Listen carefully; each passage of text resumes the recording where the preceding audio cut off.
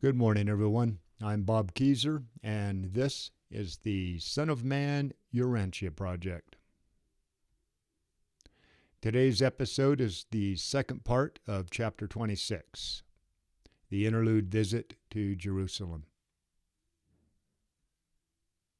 Visiting Simon the Pharisee.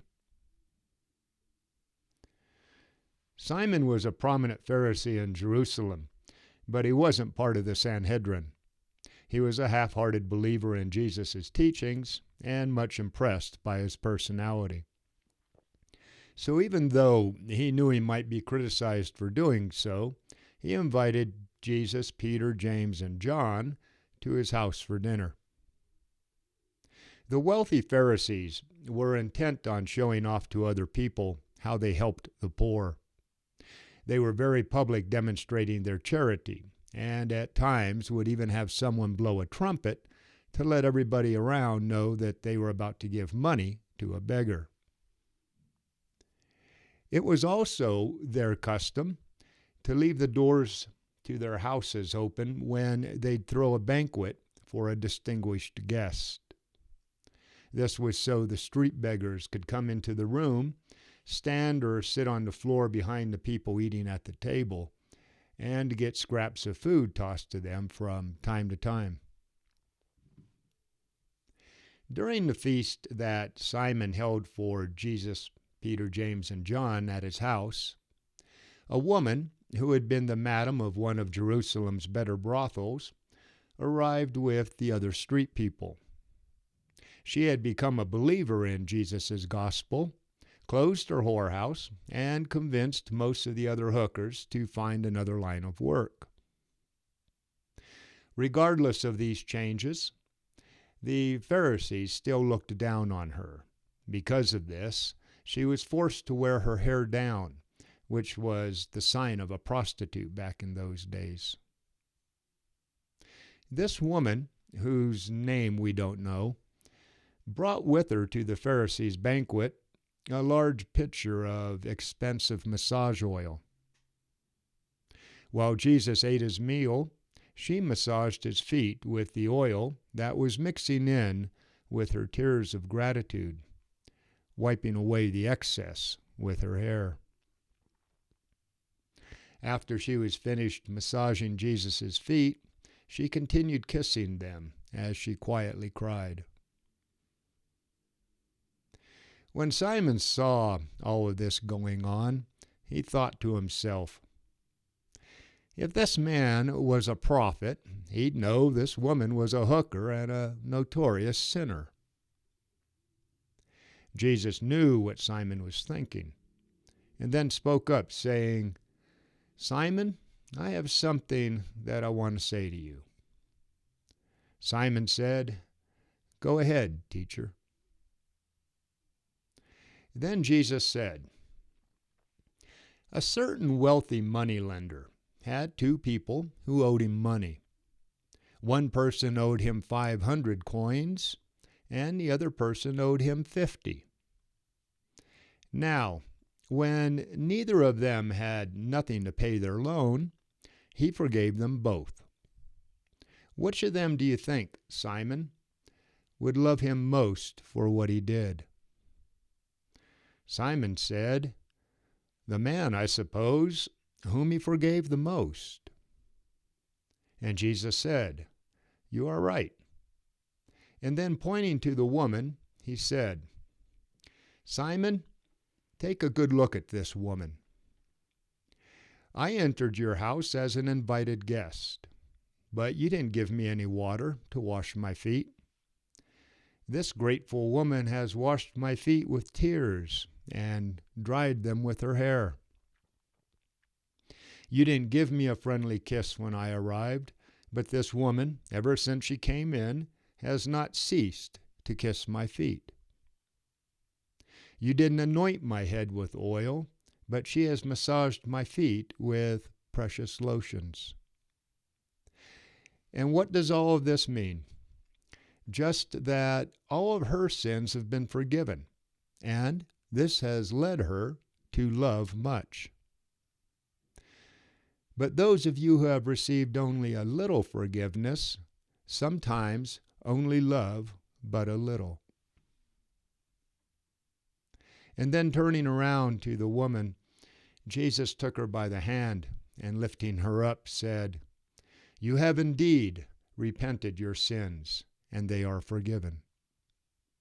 Don't be discouraged by other people's thoughtless and unkind attitudes.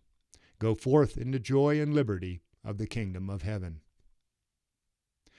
When Simon and his friends who were at dinner with him heard these words, they were more than astonished, and they began to whisper among themselves, "Who is this guy that dares to forgive even sins?"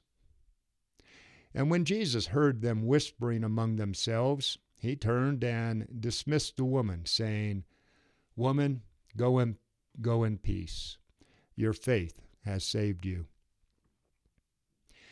As Jesus got up with his friends to leave, he turned to Simon and said, "I know your heart, Simon, how you are torn between faith and doubt, and how you are scared and troubled by pride. But I pray that you will yield to the light, and that you will experience in your life the same tremendous transformation of mind and spirit that the gospel of the kingdom has already brought about in your unasked and unwelcome guest. And I state to all of you that the Father has opened the doors of the heavenly kingdom to all who have the faith to enter. And no man or group of men can close those doors, even to the most humble soul or supposedly the worst sinner on earth, if they are sincere in seeking an entrance." Then Jesus, Peter, James, and John said their goodbyes and went to join the rest of the apostles at the camp in the Gethsemane garden. Later that night, Jesus taught the apostles about a person's relationship with God in the eternal journey to Paradis. He said, "My children, if there really is a true living connection between the child and the Father, the child is sure to continually move toward the Father's ideals. True, the child may make slow progress at first, but progress is assured. The important thing is not how fast you progress, but rather the fact that you are progressing. Your actual progress is not as important as the direction of your progress. What you are becoming day by day is infinitely more important than what you are today." The woman who was transformed at Simon's house today is, at this time, living on a material level well below that of Simon and his well-meaning friends. But while these Pharisees are spending their time focused on meaningless ceremonies, this woman has, in full sincerity, started out on the long and eventful search for God. And her path toward heaven is not blocked by spiritual pride and moral self-satisfaction. The woman is, humanly speaking, much farther away from God than Simon, but her soul is in a progressive motion. She is on the way toward an eternal goal. This woman has in herself tremendous spiritual possibilities for the future. Some of you may not stand high in actual levels of soul and spirit, but you are making daily progress on the living way I've opened up through faith to God. There are tremendous possibilities in each of you for the future. Better by far to have a small but living and growing faith than to have a great intellect with its dead stores of worldly wisdom and spiritual unbelief. But then Jesus warned his apostles against the foolishness of taking the Father's love for granted. He told them that the Heavenly Father is not a lax and foolish parent who indulges his children by condoning sin and forgiving recklessness, actions that contribute to the delinquency and early demoralization of their own kids. Jesus said, "My Father does not indulge those actions that are self-destructive to moral growth and spiritual progress. Such sin is a horror in the sight of God." Jesus attended a lot of other semi-private meetings and banquets with the rich and poor of Jerusalem before he and the apostles left for Capernaum. And a lot of these people became believers in the gospel of the kingdom, and they were later baptized by Abner and his associates, who remained behind in Jerusalem to keep building the kingdom in that area. Returning to Capernaum. The last week of April, Jesus and the 12 left the Bethany headquarters near Jerusalem and started back to Capernaum by way of Jericho and the Jordan. The Jewish religious leaders held many secret meetings trying to decide what to do with Jesus. They all agreed that something should be done to stop his teachings, but they couldn't agree on how to do that. They had hoped that the civil authorities would get rid of him like Herod had put an end to John. But they realized that Jesus was working in such a way that the Romans weren't alarmed by his preaching. So, when they met the day before Jesus left for Capernaum, they decided that he would have to be arrested on religious charges and then tried by the Sanhedrin. To pull this off, they appointed 6 secret spies to follow Jesus and collect enough evidence of blasphemy and law-breaking to convict him before they reported back to Jerusalem. When these 6 spies caught up with Jesus, the apostles, and almost 24 other people that were following along with them, they told everyone they wanted to be disciples, and they were allowed to join the group. Later, at the beginning of the second preaching tour of Galilee, 3 of them returned to Jerusalem with their report. That night, Peter preached at the Jordan crossing, and the next morning, they all moved upriver toward Emmaus. They had wanted to keep going straight on to Capernaum, but there were so many people waiting for them that they stayed where they were for 3 days, teaching, preaching, and baptizing. They didn't head home until early Saturday morning, May 1st. And so the spies were sure that they had their first crime with which to charge Jesus, breaking the Sabbath by starting out for Capernaum on Saturday morning. But they were soon disappointed. Right before they headed out, Jesus called Andrew over and told him to only take the crew 1,000 yards down the road before setting up camp, which was the Jewish limit for traveling on the Sabbath. But even though that idea didn't work, the spies didn't have to wait long for another opportunity to accuse Jesus or the apostles of breaking their religious laws.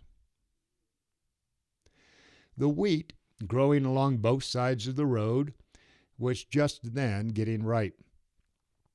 And as our crew was walking their allotted kilometer down the road, some of the apostles who were hungry were picking the wheat, rubbing the chaff off with their hands, and eating the kernels of grain. This was a normal thing for people to do when traveling from one place to another back then. So no one gave it a second thought.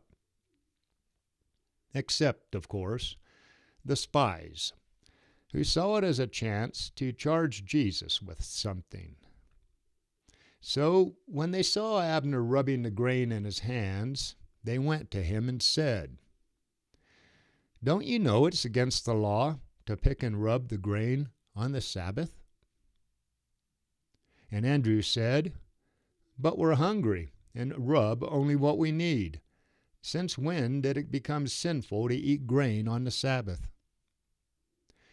But the Pharisee came back and said, "Well, you're not wrong eating the grain, but you do break the law by picking and rubbing out the grain between your hands. Surely your master wouldn't approve of this." Then Andrew said, "But if it's not wrong to eat the grain, then rubbing it out between our hands is hardly more work than chewing the grain, which you allow. Why do you quibble over such trifles?" When Andrew intimated that they were quibblers, they got mad and rushed back to where Jesus was walking along, talking to Matthew.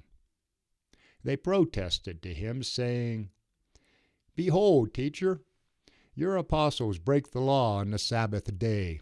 They pick, rub, and eat the grain. We are sure you will order them to quit doing that." And then Jesus said to the spies, "You are indeed passionate for the law, and it's good to remember to keep the Sabbath day holy. But haven't you read in the Scriptures about the day when David was hungry and he and his friends went into God's house and ate the holy bread, which is against the law for anyone to eat except the priests? And haven't you read in our law that it's okay to do many things on the Sabbath day? And won't I, before the day is over, see you eat what you have brought along for the day? My good men, you do well to be serious about the Sabbath, but you would do better to guard the health and well-being of your fellows. I'm telling you that the Sabbath was made for man, and not man for the Sabbath. And if you are here to spy on what I say, then I openly tell you that the Son of Man is Lord of even the Sabbath." The Pharisees were astonished and confused by Jesus' wisdom and discrimination. For the rest of the day they kept by themselves and didn't dare to ask any more questions. Jesus went against the slavish Jewish traditions by doing and affirming positive actions. He didn't spend a lot of time telling people what not to do. He taught that the people who know God can enjoy the liberty of living without being tricked into sinning.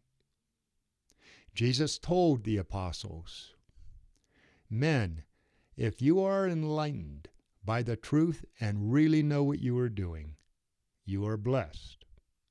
But if you don't know the divine way, you are unfortunate and already breaking the law." Back in Capernaum. To get away from all the people who were following them, Jesus and the 12 decided to take a boat to from Tarakia to Bethsaida. They arrived about noon on Monday, May 3rd. But by the next day, everyone, including the spies from Jerusalem, had found them again. That Tuesday evening, Jesus was holding one of his question and answer sessions when one of the 6 spies spoke up and said, "Today, I was talking with one of John's disciples who was at your lesson, and we were at a loss to understand why you never command your disciples to fast and pray like John's followers and we do." And Jesus, referring to something that John had said, answered the spy, Do the sons of the bride chamber fast while the bridegroom is with them? As long as the bridegroom remains with them, they can't fast. But the time is coming when the bridegroom will be taken away, and during those times the children of the bridegroom will undoubtedly fast and pray. To pray is natural for the children of light, but fasting is not part of the gospel of the kingdom of heaven. Remember that a wise tailor doesn't sew a piece of new and unshrunk cloth onto old clothes, because when it's wet, it'll shrink and make the tear worse. Nor do men put new wine into old wineskins, because the new wine will burst the skins, and both the wine and the skins would be lost. The wise man puts the new wine into fresh wineskins. Because of this, my disciples are wise not to bring too much of the old order into the new teaching of the gospel of the kingdom. You who have lost your teacher may be justified in fasting for a time. Fasting may be an appropriate part of the law of Moses. But in the coming kingdom, the sons of God will experience freedom from fear and joy in the divine Spirit. When John's disciples heard these words, they were comforted. The Pharisees, on the other hand, just ended up more confused. Then Jesus continued and warned those around him against believing that all of the old teachings should be replaced entirely by new ones. Jesus said, "That old and also true must be kept. Likewise, that new but false must be rejected. But that new and also true, you have to have the faith and the courage to accept." Remember, it is written, "Forsake not an old friend, for the new is not comparable to him. As new wine, so is a new friend. If it becomes old, you shall drink it with gladness." The Feast of Spiritual Goodness. That night, long after the usual listeners had gone to bed, Jesus continued teaching the apostles. He began this special lesson by quoting from the prophet Isaiah. "Why have you fasted? For what reason do you upset your souls while you continue to find pleasure in oppression and take delight in injustice? See, you fast for the sake of conflict and to strike with a wicked fist. But you will not fast like this to make your voices heard on high. Is this the fast that I have chosen, a day for a man to hurt his soul, to bow his head or bow his head down like a bulrush, and to grovel in the ashes in rough clothes worn to cause him pain? Do you dare to call this a fast and an acceptable day in the sight of the Lord? This is the fast I choose, to loosen the bonds of wickedness, to undo the knots of heavy burdens, to let the oppressed go free, and to break every yoke. It's to share my bread with the hungry, and to bring those who are homeless and poor to my house. And when I see those who are naked, I will give them clothes. Then your light will shine forth like the morning, and your health will improve quickly. Your righteousness will go before you, while the glory of the Lord will be your rear guard. And when you call on the Lord, he will answer. You will cry out, and he will say, 'Here I am.' And all of this he'll do if you drop your vanity and don't oppress or condemn other people. Instead, the Father wants you to open your heart to the hungry and minister to hurt souls. Then your light will shine so that even your darkness will be like the noonday. Then the Lord will continue to guide, satisfying your soul and renewing your strength. You will become like a watered garden, like a spring whose waters never end. And the people who do these things will restore the wasted glories. They will raise up the foundations of many generations. They shall be called the rebuilders of broken walls, the restorers of safe paths in which to dwell. All night long, Jesus urged his apostles to understand that it is their faith that makes them secure in the kingdom, now and in the future, and not them causing their soul pain or hurting the body by fasting. He urged the apostles to at least live up to the ideas of the prophets of old, and expressed hopes that they would progress far beyond even the ideals of Isaiah and the older prophets. Jesus' final words that night were, "Grow in grace through living your faith that you are in fact the sons of God, while at the same time recognizing every man as your brother." It was after 2 o'clock in the morning when Jesus finished speaking, and then everybody went to bed for the night.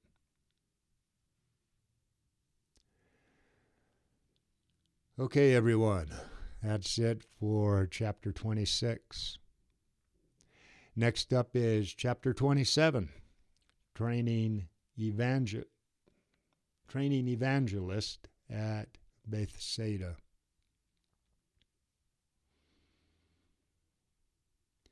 Defend liberty. Protect those kids. Find some way to serve man for nothing more or less than the sake of God. Bobby Keyser out here.